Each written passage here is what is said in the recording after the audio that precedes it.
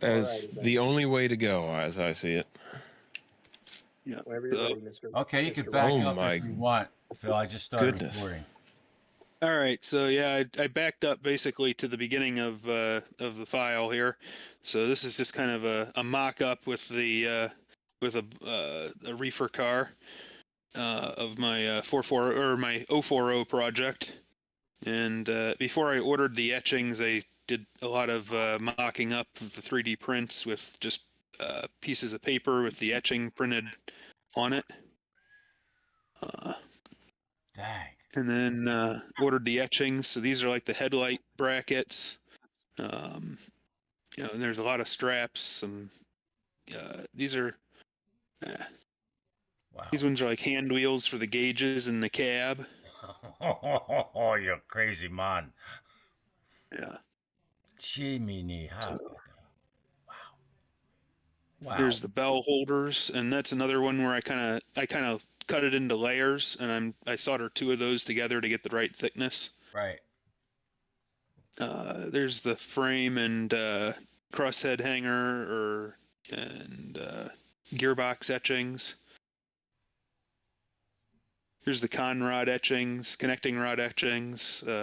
So those these are like also cut into layers so that I can get the kind of the effective parts of the connecting rods being thicker than others. Right. Valve links, those are just decorative. A couple of pieces of the con rod.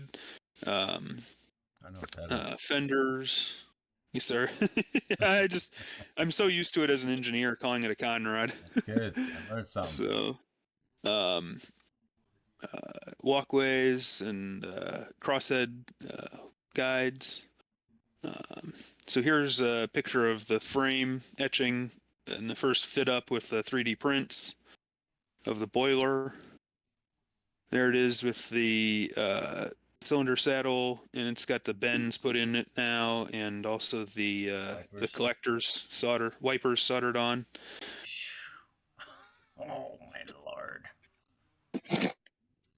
Hurts my mind. Wow. Just a few more. So here's some of the connecting rods. So here's where I had it. So I had two layers of this, the middle part, right? And then the ends have an extra layer on the outside. Yep. Gorgeous. Whose wheels are those? Or did you print those too? Those are scale link wheels. Okay.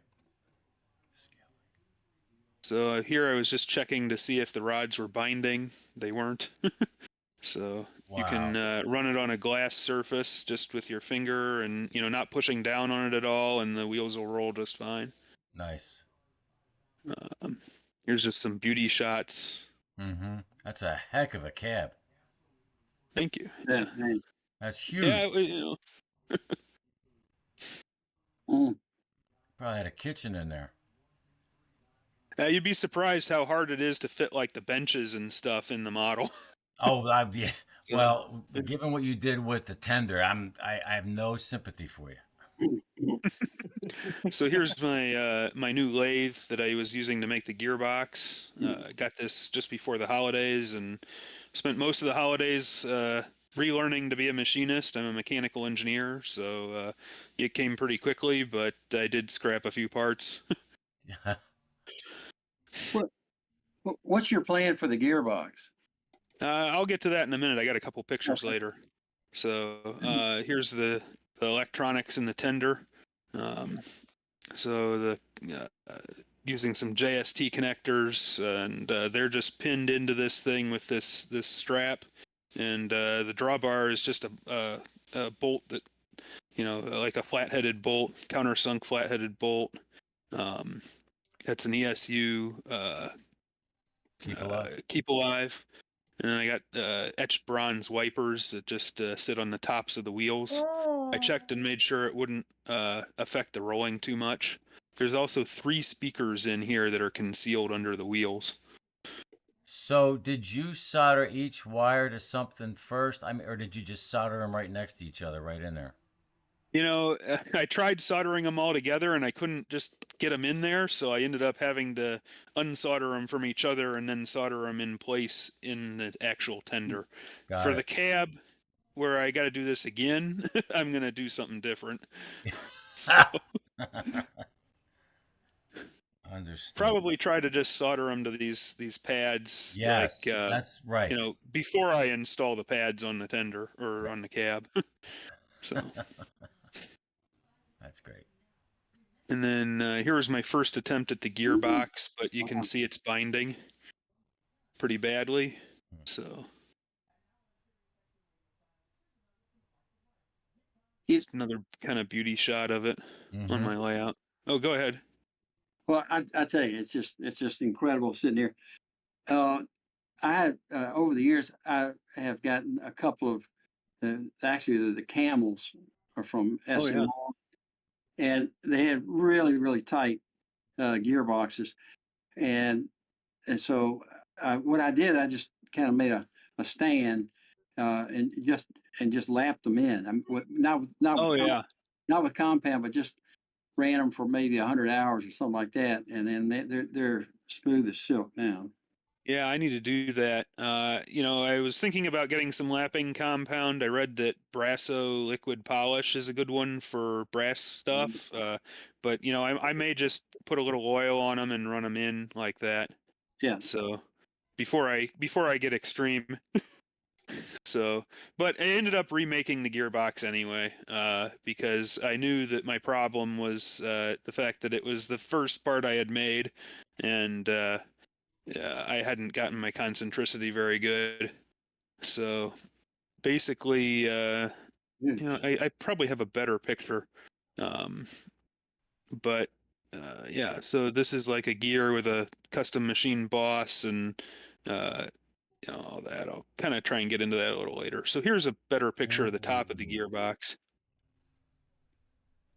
So the motor gets glued into this drive shaft, which runs all the way to the back, and then that goes to the worm and wheel gear, Yep. and then that's soldered onto a shaft with this secondary gear that goes to the drive gear there on the axle. What is the motor? Sorry. Sorry. What is the motor that you're using? The motor is from, gosh, I can't remember his name right this second. I got a link to his website. Let me double check here before I say it. While you're looking, another question on that. You know the Mantuas that we use, some of us, right? Yeah. So I had a smaller Maxon motor than the usual one, and it wouldn't pull. It wouldn't even drive the Okay. locomotive. Do you think this has got enough juice to drive one of those? I think so. It's probably not going to be very fast, but I've got videos further on that show that it will run the con rods or Keep connecting going. rods. Keep going. Yeah. This is good. I'll talk to you about that So, later. so the motor is from Nigel Lawton. Oh, Nigel Lawton. Okay. So there is, so I'll kind of wind that back. There it is, turning the con rods. That's at like full blast. It's beautiful. And then Well, what kind of I gear slowed it ratio do you down. have in there? It's 75 to 1. So the motor turns 75 times for every turn of the wheels. That's pretty So that should give it a top speed of about 35 scale miles per hour. good. That's plenty. Are you an HO? HO standard gauge, yeah. Okay. Wow. I think that might be the last one in the file. I got a Okay. couple others though. What was that fella's name again? The motor? Nigel Lawton. Let me see if I can put a link in the chat or something here. Cool. How do you do that? Here, put that in voice chat now, Mike, will you? Yep, I'll put that in the voice chat channel here. Da-da-da-da. Well, I'll put a post up later or something. Yeah. Not sure exactly I'll how to just do that right Google this that. second. No worries. Ah, there it is. Show chat. Yep. Excuse me. Wow, Phil. Jeez. Dang. Yeah. You. I wish I had your patience. Oof. Thank you. You know, this has been a 5-year project, so I'm really looking forward to having it done. I get it, man. Wow, you and you fit up there right with Al Mueller and clearly Nick. Yeah, man, it's crazy stuff you're doing. Yeah, thank you. So here's some better pictures of like how I built up the con rods and stuff. So this is the main rod fixture, and you can see the Your shim brass died. shims that go on each side get loaded in. And then I put the first layer of the connecting rod. You may want And to fix the stream. It Your died. stream is no longer running. oh, sorry. Yep. Let me reshare. I'm glad it was you because I was looking all over the place for it. Okay. Yep. So I 3D printed this fixture block, and then I can make 3 connecting rods on it at a time. And this is the first layer with the shim, the bronze shim on the inside or outside. And then I got the brass connecting rod itself that goes on top of that. And that's this is the other one. So there will be another layer of the brass connecting rod that goes on top of that, and then another shim on top of that. And I found some of this solder paste on Amazon, and it's like a kind of a, it's not sticky or anything, but you can put a little bit of it on there, and it's got a super low melting temperature. It's for soldering things to circuit boards and stuff like that. And it's super easy to work with. You just put it between the 2 pieces, put the soldering iron on it once it's heated up, and they stick together, and they're done. So I just put the remember right, it paste has in its there. own- it has its own flux in it. Yeah, it's got its own flux in it.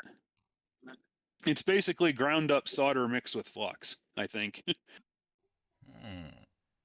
And so let me try and zoom in on this here. Oh. Do you know the brand of that solder flux? Not offhand, I'm It's all sorry. right.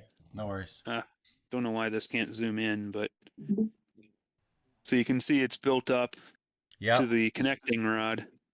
And then I just had to take the soldering iron basically over that whole thing to melt all the solder in it. And it melted all the Mhm. layers together. Wow. There's a little cleanup with the file after, but not much. This was the first attempt at the crosshead hanger. It did not go well. This is how what I ended up doing was redesigning it and into one piece and reordering the etching. Mm-hmm. And so this is how the wipers go on. The frame's just positioned in there and with the wipers and that same solder paste, and hit that with the soldering iron, and it's done in a couple seconds. So in the frame you just showed, do you have to Something else. come back as a second step and bend the ends? So yeah, I usually bend the ends first because these wipers are pretty fragile. So, but yeah, I got the Micromark etch it brake. Yeah. Okay. It's like a manual brake. Honestly, I don't think it works that well. A set of parallel jaw pliers is as good or better. Yeah. So, when you get up to about a 0.5 millimeter in the brass, it's very hard to bend. Mm-hmm. 1/4 millimeter is not too bad. Right. Thinner than that is better. Mm-hmm. So. This is just some door latch bars for my refrigerator car Right. project. Right. Gosh. And there's the soldered together connecting rods. Right. There you go, man. Yep. There's the soldered together frame. So I think we're back into pictures that you've probably seen something similar. Good. Wow. Man.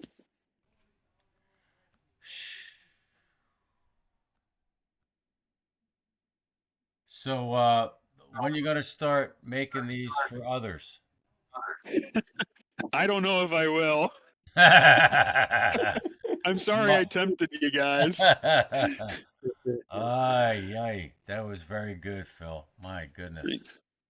What program are you? Sorry?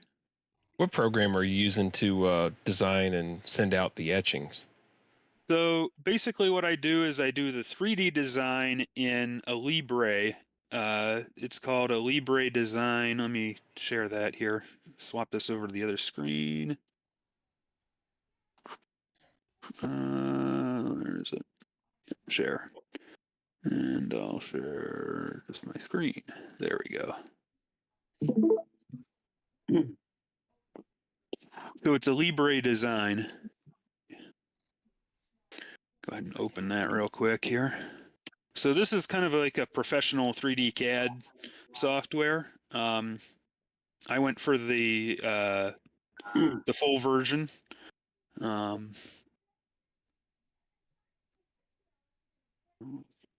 Take its time. There we go. So if I was to open,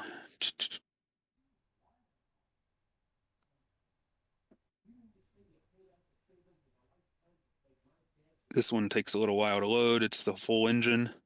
And then basically, so all the parts are designed and made sure they fit together in the 3D CAD. And then I actually, for like porting them over into a 2D format, because you do need to do that, they want a vector drawing like Corel Draw. So what I ended up doing was just lining up on the parts. So if I was to just say, let's see if I can open this one. Nope. We'll go Looks back. very similar to what I do for work. Wow, really, Ethan? Huh. Let's just open up the connecting rod real quick. So what I ended up doing was actually just taking a screenshot with all the planes and everything turned off and taking that into Corel Draw and see if I can get that open real quick.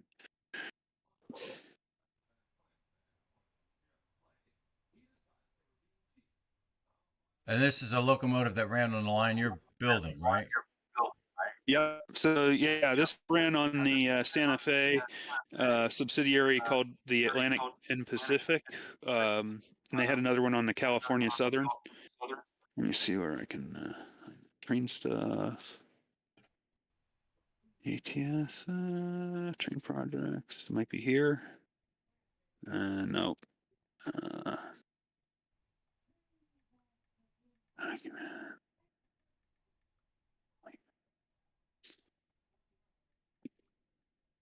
No, sorry, it's taken me a minute to find it. Anyway, well, I can't seem to find it right now.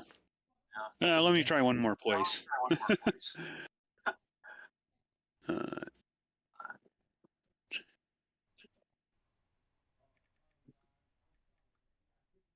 Okay, yeah, so let's try this one. No. Maybe it'll open to the same place. Yes, it did. Phew.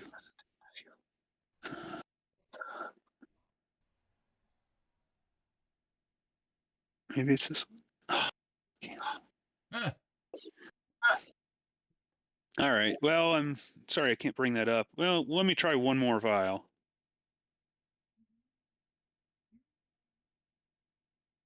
Yeah, okay. Critter keeps wanting to come up. So when I Oh my gosh. Wow. basically what I'd do is I'd import the where is it? Screenshots. So I'd import the screenshot of each of the pieces and scale it down to the right size. And so I'd import it. I'd trace a bit. Use it. Sorry. Let me just import one and do it real quick. That's the easy way to do it. Screenshots. So let's say I import this, right? And then it gives me the option to trace that. And I just do a quick trace and delete the original JPEG. And then I can break that apart and delete the background. And sometimes it doesn't quite work right. Oh, you got to subtract some things from it. But once you are used to using Coral Draw, it goes pretty quickly and easily. And it's not perfect in terms of the dimensions, but it's close enough. Are you hearing an echo? I Yes. am. That is Yeah. through Ron. What's that? That's through Ron. It's Duran. No, it's through Ron. Oh, Ron. Yeah. What's he got? Two things open? There he is.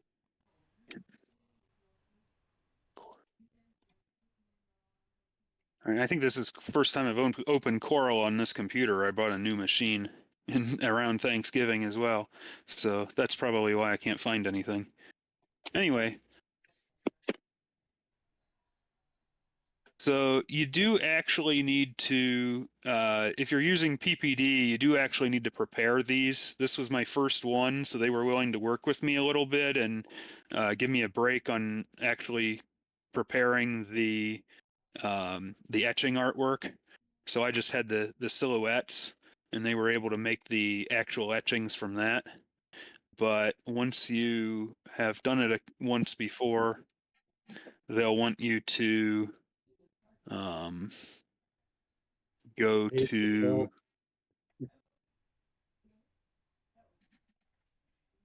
they'll want you to actually put it into the sheet in the locations that you want all the stuff. So anyway, I feel like I'm kind of losing people. I know I took a while to find that file. So Yeah. Fabulous stuff, though, man. I mean, it's interesting, just on a side note, how when I decided to become a judge in our division to go look at layouts and all that stuff for the AP achievement program, and there was a real debate with our old timer around some fella that did all this 3D printing, wrote it all up, printed it all out, and then used some other detailed parts and built this gorgeous structure. And the old timer says, "Nope, can't use it as an entry." And we were like, "What? How do you?" So we were able to convince him that it doesn't it's not the same kind of skills he knows, but it's skills beyond his ability. And look what he produces, and it works. So get over it. But so yeah, the work is extraordinary. That's thank you. blows my mind. It does. I tell you, if you kept going another 15 minutes, my head would have blown up, no question. So, well, I hope next month I can show you a working locomotive. Oh, wow. So, Ooh, Awesome. cool. yeah, Well done. Wow. thank you. For those who Of course, I came on, said that last month too, so what's that? we'll see. I said that last month too, so we'll see. We won't hold you Or to maybe it, it was the brother. month before. We won't hold you to it. For those who are listening or watching this recording, just a heads up, like earlier on in our conversations, I was talking to Chad, and there's an idea to do like a website page that would not replace groups.io, but be as a portal to groups.io, so that when people did a search for us in some vernacular or another, that would pop up on a search, and then it'll list all the other things that we do and where we are. So, but that's going to be a conversation that I'm going to be having with Chad, buddy of mine, Rob Davis, and probably DC and Austin. So, for those of you that watching the recording, that's just for you. Other than that, a round of applause for Phil, please. For those of you that are watching the recording. Absolutely. Yeah, thank you very much. Yeah, Yeah. I've learned a lot through this project, and I'm really hopeful that with the next one, maybe I will be able to sell a few. So I could see a nice collaboration with you and Austin and a buddy of his with what their intentions are. That's fantastic. It's funny how the the evolution of these different tentacles take shape into these different domains. It's just exciting as heck. That's wonderful. I'm loving it. thank you. Yep. What else? Baby. Let's see. What else? I'll close this. Anybody else have anything you want to share or ask? I was okay. I'm gonna say one thing, then I'll probably split. I got this op session coming up. I mentioned to some of you, and I have this random element I want to do where a locomotive is disabled, but it's able to like still move. Maybe 3 feet to be dropped off and then pick up another locomotive. And I was trying to think what could go wrong in a locomotive, but it could still move forward. And John said, and you guys can check me on, I'm sure he knows, but it's like a leak in a valve, steam valve, a locked up valve or a seized valve. He said it could be maybe a seized piston, but it would only be on one side of the locomotive, so it would move, but not very well. So I thought, okay, that's good, because I was trying to figure out what would impair a locomotive so that I can mess with somebody's operating session on Saturday when they don't expect it. God, I hope we What don't. if something was not lubricated properly? Yep. And then You it know, like just. Yep. Could be hot axle bearings. Okay, there you go. Right. Good. Can't move too far; it'll heat it back up and warp something. Write that one down too. Daggone, man. That's good. We mulled something like this over. I mean, it's maybe been a couple of years ago, but in planning my railroad, especially at Huntsville, where I actually had the actual track plan from the Civil War, Mm-hmm. it's interesting that every lead into the turntable, okay, every lead coming in the turntable was extended on the other side of the turntable. So any crippled engine could either be pushed or pulled onto the turntable and then rotated into whatever stall they're going to repair this thing. And that stall would be opposite another lead that could push the engine on in. So it's something to think about. But Wow. I'm but thinking. Oh, go ahead. in that discussion, I mean, I was thinking of, say, a broken drive rod or something like that, and then maybe a situation where something was frozen up, they might actually take both drive rods off so it could still roll. I mean, so you wouldn't have to haul it; you could just roll it. Man, you're giving me some ideas. I think what I might do instead of the maimed engine trying to get to its replacement, leave it there, bring the replacement out. I'm gonna test it and see if the replacement engine will just pull the other one. I don't know if it's not rolling, but that's an interesting. I love that idea. Put the crippled in neutral?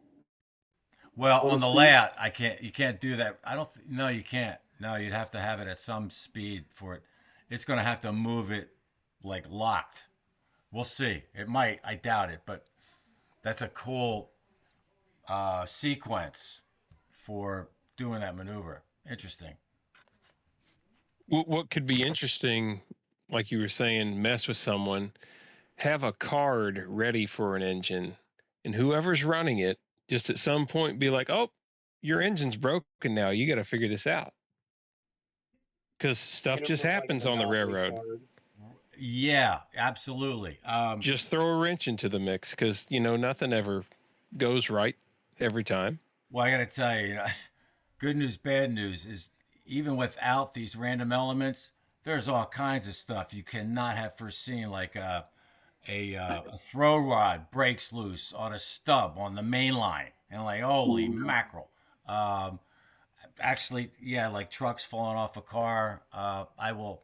What else? There's just massive delays in one town when there's a meet of like 3 trains. It's hysterical. Well, hysterical, but the operators, fortunately, they're having fun. But yeah, there's all kinds of stuff that you don't have to even plan on doing that go awry. Most of it, well, it used to be pilot error, because one of the consistent things was they would cross a switch against the throw. So, bing, there's a short, and like, wow. And once I gave him a heads up the next time around, there was hardly any of that. So, but it's funny, even the engineers will make a mistake. What are you gonna do? It's great. You mentioned stuff going wrong like that. It reminds me, I was at the Sipping and Switching Society in North Carolina. I was invited down by a buddy, and I had just rebuilt a Delaware and Hudson Northern and put DCC in it. I took it down there to get it run in. Mm. Well, this engine, it's brass. It's from about 1971. We ran it so much around this huge layout in a warehouse, and we're just watching it, and all of a sudden it makes this, it sounds like a goose honking, and it just stops. We had run it so much, the connecting rod screws had worked themselves out, Oh yeah. fallen apart, Yep. and the gear train screws had fallen apart, so the gears were no longer meshing, and it Right. totally crippled the engine, and it actually free rolled the rest of the way to get it back to our table.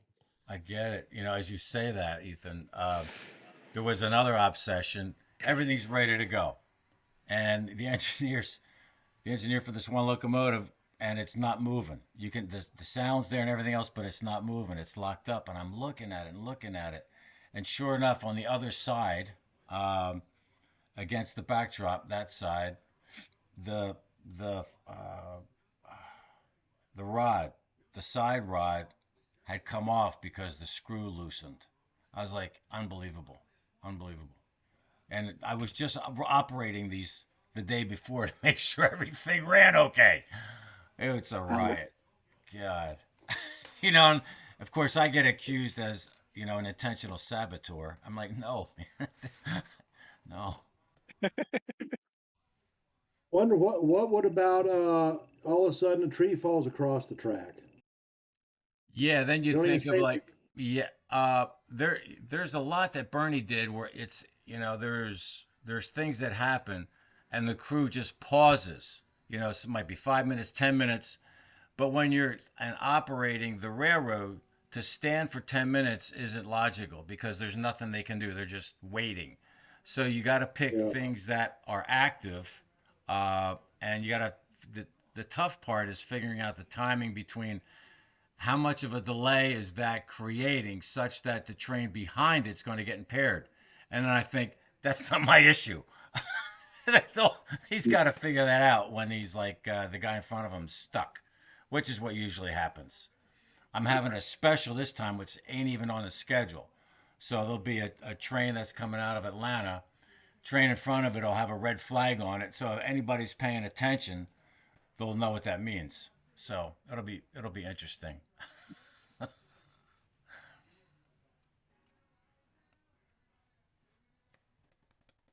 Cool. All right. Um, Where'd the sugar paste go? So What's that? I dropped the solder paste link in the That's- chat as well. You got it, Walter? Oh, how do you get to that? Oh, Okay, got it. And where is that? Oh, If Where you you- hover over the VC chat, VC where it chat, says- no mic? it's right below it where the kind of speaker thing is, where it says we're all sitting. If you look at the right side of that little box, there's a little bubble. Open It looks chat. like a text bubble. Got it. Yep, Thank it's you. in there. Yeah. Here, I'm gonna also throw it in the no mic just to make it easier for y'all. There you go. but Great. Good. Excellent. Excellent. Thank you. So oh, oh, sorry. go, Charlie. How do you get to the solder paste? well, for me, where it says VC1 on the left-hand navigation, there's a little bubble. When I hover over it, it says open chat. Yep. And then in the chat, that's where I found it. Do you see VC1 there, Charlie, on the left side? And that. Yeah. Okay. That little thing like a comic bubble. Oh, okay. Gotcha. And See that. Oh, okay. Okay. I got you. Thank you. That sounds like great stuff. My Lord, that would expedite things. I could have used it today. All right. Well, I'm going to jump, but I just want to remind everybody that, going forward, it's going to be the third Thursday of the month still. And next month is February, and we got LeBron. And then in March, we have Chris Gerlach. And in April, we have Dr. Jerry Wooten and possibly his buddy, Dr. Joseph Bailey on the Nashville and Northwestern. So yay. if any idea comes to mind around who you think might be an interesting speaker, like having a Wooten or anybody like a professor or what have you, just keep me posted. Always looking for stuff, and I'm sure we're going to have layout updates coming in April, I would expect.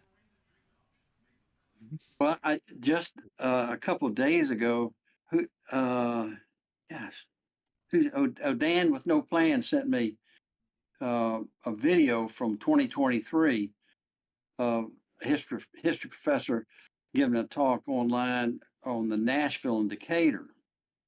Really? Okay. Yeah. Yes. And, That's the guy I was thinking about earlier. okay. And anyway, this guy, it might be another lecturer for us, I hope. Wow. Okay, you got that. You have that information, Charlie?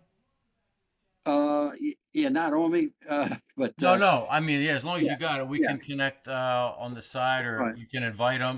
Since you've seen them. But yeah, that would be Yeah, great.